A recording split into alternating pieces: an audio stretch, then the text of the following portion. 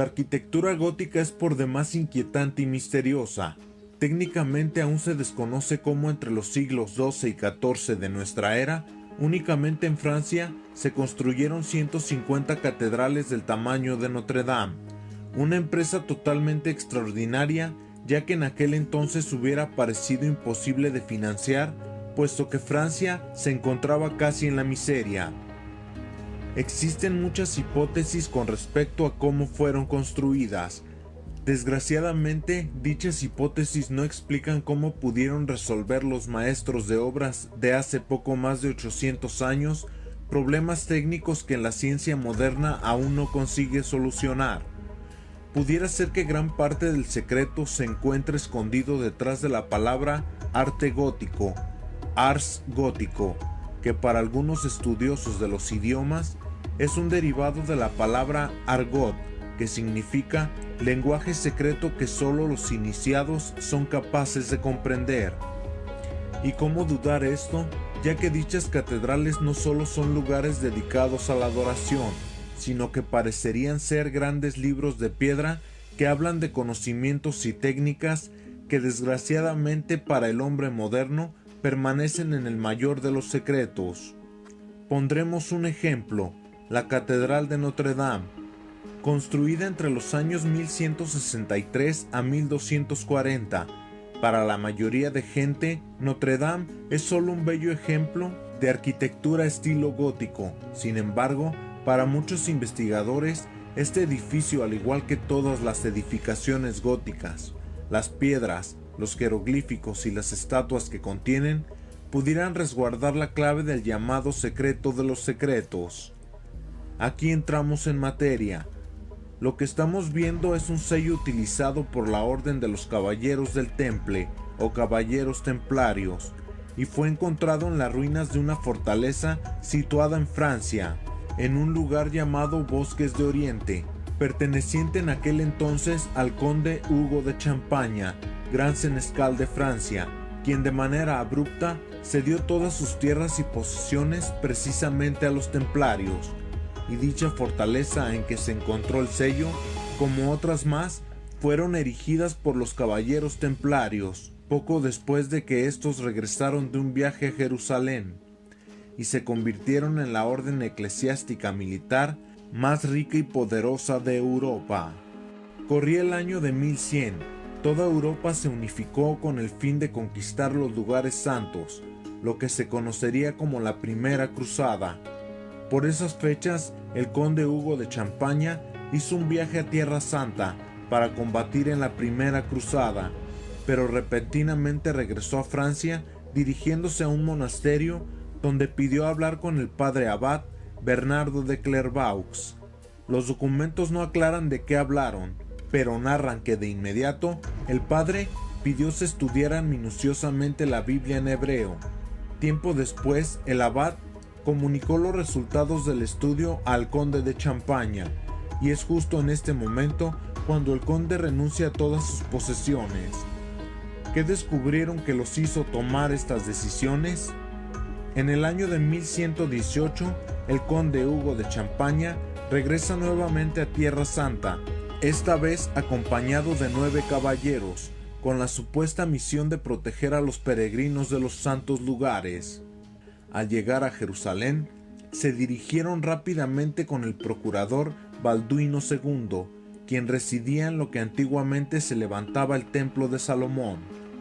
El procurador los recibió y el conde de Champaña le entregó un documento sellado que le fue dado por San Bernardo de Clairvaux, quien tras conocer el contenido de dicho documento mandó desalojar la casa real, para que así tomaran posesión de ella los 9 caballeros, reinstalando a toda la gente en la Torre de David. Se dice que desde esta torre hasta el lugar del templo que ocuparon los caballeros existía un pasaje subterráneo, y fue justo en este pasaje, ubicado en un lugar bajo el llamado Muro de las Lamentaciones, antiguamente el Templo de Salomón, que dichos caballeros encontraron un cofre empotrado en una pared del pasadizo. Se dice que tiempo después partieron a Europa 5 caballeros llevando algo oculto bajo un velo, sin que en Jerusalén se supiera qué llevaban los misteriosos caballeros. Al llegar a Francia, el grupo de hombres fue nombrado por el rey como la Orden del Temple, quienes fueron dirigidos por el primer gran maestre, Hugues de Pins, sobrino del conde de Champaña. Se dice que los templarios hacían votos de obediencia, pobreza personal y castidad, y una prueba de ello sería el sello de los templarios, donde podemos ver a dos jinetes compartiendo un solo corcel, lo que hablaría de que solo se disponía de un solo caballo por cada dos jinetes. Pero lo increíble del asunto es que bajo la influencia de los caballeros templarios, todo Occidente se transformó, surgiendo entre otras nuevas manifestaciones las catedrales góticas. Pero ¿quiénes fueron esos grandes maestros de obras que dirigieron esa maravillosa nueva forma arquitectónica? Tal vez la explicación esté en el signo de autoridad que distinguía al jefe, el gran maestre de los templarios, quien poseía un bastón llamado abacus, que era una medida conocida como el bastón viviente de Aarón, que distinguía a quien lo portaba como maestro de constructores. Si tomamos en cuenta que el gran maestre poseía el abacus, ¿no resulta entonces lógico suponer que la Orden del Temple fue la verdadera constructora de las catedrales góticas? ¿Quién pudo enseñar a los templarios ese perfeccionamiento de la arquitectura y esos extraños conocimientos? Ahora bien, de lo que nos queda duda es de lo siguiente: ¿qué fue lo que los caballeros templarios encontraron en ese cofre oculto en la pared? Una clave podría estar en la catedral de Chartres, justo en la entrada del pórtico norte, donde sobre dos columnas encontramos este relieve, que claramente nos indica cómo fue transportada el arca y cómo alguien la sostiene con un velo, y una leyenda ahí escrita que según algunos autores dice lo siguiente: aquí está depositada el arca, según el arca actuarás. Pudiera ser que en algún momento de la historia el arca tuvo lugar en la catedral de Chartres, en Francia, o pudiera ser que aún se encuentra ahí. Después de que el arca pasó por Moisés y los filisteos, regresó a Israel, donde el rey David decidió darle alojamiento, y tras fracasar en la construcción de un gran templo donde se guardaría el arca, y de no ser capaz de descifrar su significado esotérico, David le cedió, por así decirlo, el cargo al rey Salomón, un hombre sabio que logró entender el significado y fue él quien logró abrir el arca. Y en su interior encontró el bastón viviente de Aarón, el maná y las tablas de la ley. Así pues, fue Salomón quien pudo construir el templo que fue maravilla en la antigüedad, y a su pueblo de pastores de pronto los transformó en el poderoso reino de Israel. ¿Será acaso que este poder y conocimiento vino directamente del Arca de la Alianza? Al morir Salomón, siglos después, el pueblo de Israel fue invadido por el ejército de Nabucodonosor, y el rey en ese entonces, Joaquín, decide esconder el arca en una cámara subterránea construida para ello, y así, una vez oculta, se tapó la entrada. ¿Será este el cofre que los caballeros encontraron oculto en el muro del pasadizo subterráneo, justo por debajo del muro de las lamentaciones? Existen una gran cantidad de indicios y coincidencias que hacen suponer razonablemente que las catedrales góticas de los siglos XII al XIV fueron construidas por la Orden del Temple, que a su vez sigue siendo un misterio cómo en tan poco tiempo alcanzaron un poder y una riqueza incalculables. Hay quien asegura que los caballeros templarios conocían los secretos de la alquimia, las leyes del equilibrio de la naturaleza y la manera de convertir al hombre en un ser mejor. Al parecer los templarios viajaban de Europa a América 2 siglos antes que Colón, y que las minas americanas son la explicación de la riqueza de la que disponía la orden. Pasemos a lo siguiente. Regresando a la Catedral de Chartres, majestuosa edificación construida en tan solo 26 años, muy poco tiempo para tan maravillosa creación, existe un vitral que lleva por nombre San Apolinar, que tiene la característica de poseer un pequeño orificio que no está cubierto por ningún vidrio. ¿Acaso un descuido del vitralista? Este pequeño orificio permite que una vez al año entre un rayo de luz que cae justo sobre una losa blanca en el piso, cuya losa tiene incrustada una espiga de metal dorado. El día exacto es el 21 de junio entre las 12:45 y las 12:55, justo cuando inicia el primer día del solsticio de verano. ¿Será acaso que la representación de la Virgen y su Hijo es solo una forma abstracta de representar a la Madre Tierra y a sus hijos? Esta representación pudiera estar ligada a los celtas, quienes un siglo antes de Cristo habitaban un lugar conocido como el Bosque Carnuto, lo que hoy en día se conoce como Chartres. Los celtas o galos, como los llamaron los romanos, tenían a los druidas, quienes eran los sacerdotes del pueblo, y estos poseían un profundo conocimiento esotérico de los elementos naturales. Se dice también que conocían la forma de que la naturaleza actuara a su favor. Un símbolo que distinguía a los druidas era una cruz encerrada en un círculo, cuyo significado era la relación que los dioses tenían con la humanidad.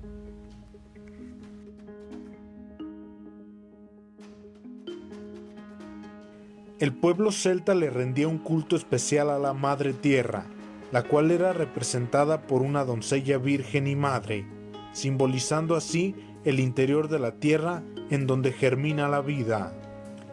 La Virgen tenía un niño en brazos, símbolo de su maternidad, y curiosamente se encontraba pisando a una serpiente.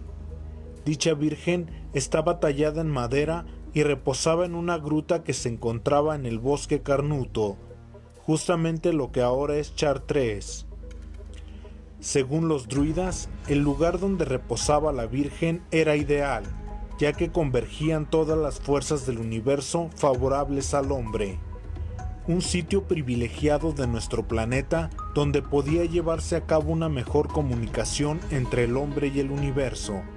Según los sacerdotes celtas, no bastaba con adorar a Dios, debía hacerse en un sitio en que las fuerzas naturales fueran propicias para transformar al hombre desde su interior, purificarlo y convertirlo en un ser mejor, para tener una buena relación tanto con la tierra como con sus dioses, siendo el templo un lugar de oración y una cámara que facilitaba la transformación espiritual. Y serían los romanos y sus ideas de falsos dioses quienes durante la guerra de las Galias destruyeron la gruta y todos los lugares de oración de los celtas, con lo que terminaron con una sabiduría que predicaba la armonía del hombre con el universo. La gente que quedó del pueblo celta cubrieron la gruta con piedras y tierra, dejando un gran menhir o roca enorme a la cual se le incrustó una pequeña espiga de metal, donde los celtas en secreto seguían visitando dicho lugar donde quedó visible el menhir con la espiga de metal. ¿Será acaso que los templarios levantaron la catedral de Chartres justo sobre este sitio, sabiendo ellos que era un lugar ideal para comunicarse con Dios, con el universo? ¿Será que la espiga dorada del piso de la catedral es la misma que la del menhir de los celtas? ¿Podría ser esto evidencia de que los templarios tuvieron influencia directa de los celtas? Si se traza en un mapa de Francia los puntos donde se encuentran las principales catedrales góticas, se forma la figura de la constelación de Virgo. Recordemos que Virgo significa virgen.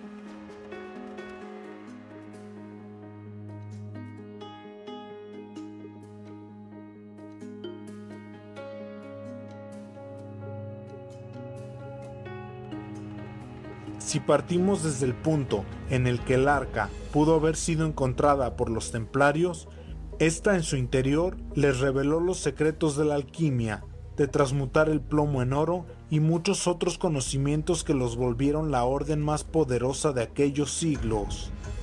Ahora bien, los vitrales de las catedrales góticas de los siglos XII y XIV juegan un papel muy importante, ya que parecería que filtran de alguna manera especial la luz, ya que de los pocos vitrales intactos que existen de esas fechas, aún se desconoce la técnica que fue utilizada para fabricar vidrios con esas características.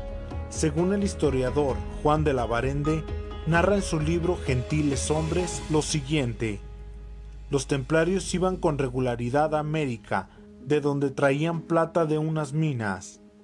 Esta afirmación supone que los templarios llegaron 2 siglos antes que el propio Colón. ¿Será que todo esto tiene relación? ¿Será que Colón supo de los templarios y utilizó su símbolo en las carabelas para llegar a América?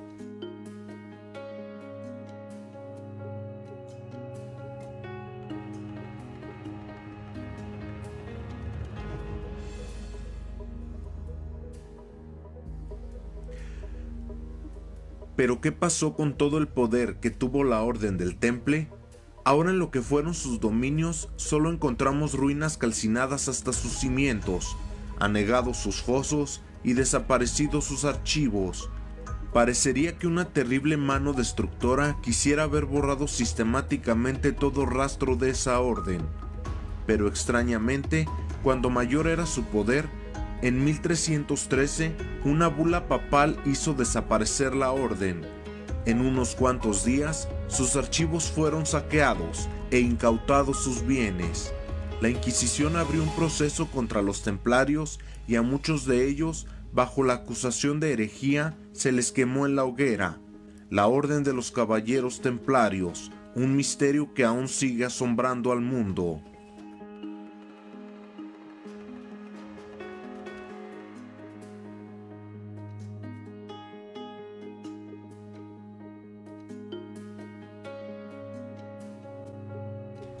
En Mundos Alternos, cada vez somos más y queremos agradecerte tu preferencia. El material queda a tu consideración. Yo me despido, no sin antes invitarte a que te suscribas al canal si aún no lo haces, a que cheques nuestros videos, les des like y los compartas. Lo mejor del universo para ti y los tuyos.